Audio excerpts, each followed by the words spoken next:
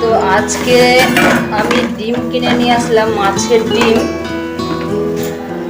ডিম আর এই রুই মাছের মাথা নিয়ে আসলাম। এই রুই মাছের মাথাটা দিয়ে কচু রান্না করব।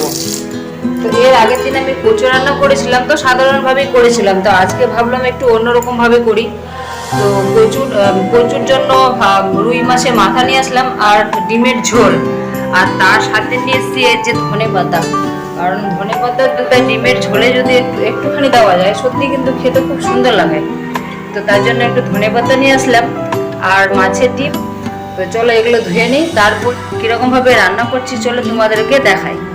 আগে প্রথমে আমি মাছের ডিমটা রান্না করে নিই, তারপরে আমি কচুটা রান্না করব। আর এদিকে ডিমের ঝোলটা হচ্ছে, এখনো হয়নি। আর এখানে কচুটা কেটে ধুয়ে নিলাম, এবার ভাপিয়ে নেব।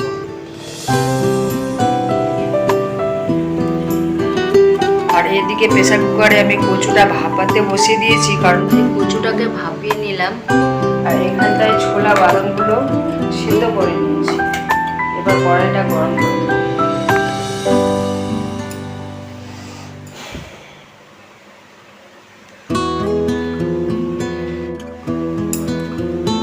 কড়াইটা গরম হয়ে গেছে, এবার তার মধ্যে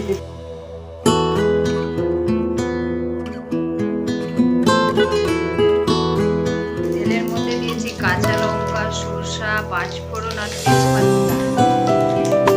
তারপরে যে মশলাটা যেটা করে রেখেছি,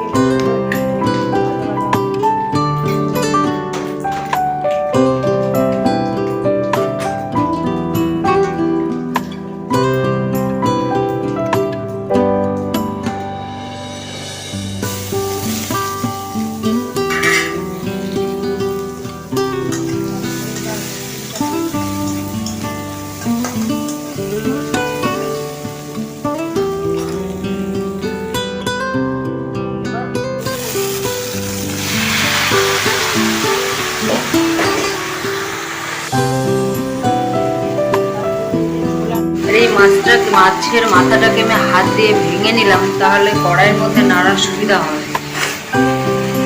এবার মাছের মাথাটাকে দিয়ে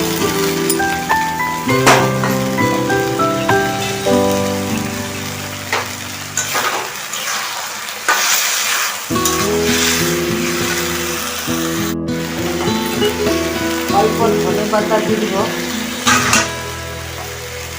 আর তারপরে যখন নামাবো তার অল্প আমি চিনি দেবো। এখন হতে অনেকটা দেরি আছে, তো অল্প ধনেপাতা দিলাম, কারণ এখনো হয়নি, অনেকটা জল এখনো আছেই, তো হতে আরো অনেকটা সময় লাগবে। তো আস্তে আস্তে কচুটা হোক। কচুটা প্রায় হয়ে এসছে, এবার সামান্য অল্প চিনি দিব। আমার রেডি কচু শাক আর এর যে মাছের ঝোলের কালারটা অসাধারণ। রান্না শেষ, আর এদিকে বেসিনে অনেক বাসন আছে, বাসনগুলো মেজে ধুয়ে নিব। তো ব্লগটা এখানে শেষ করছি, টাটা বাই বাই।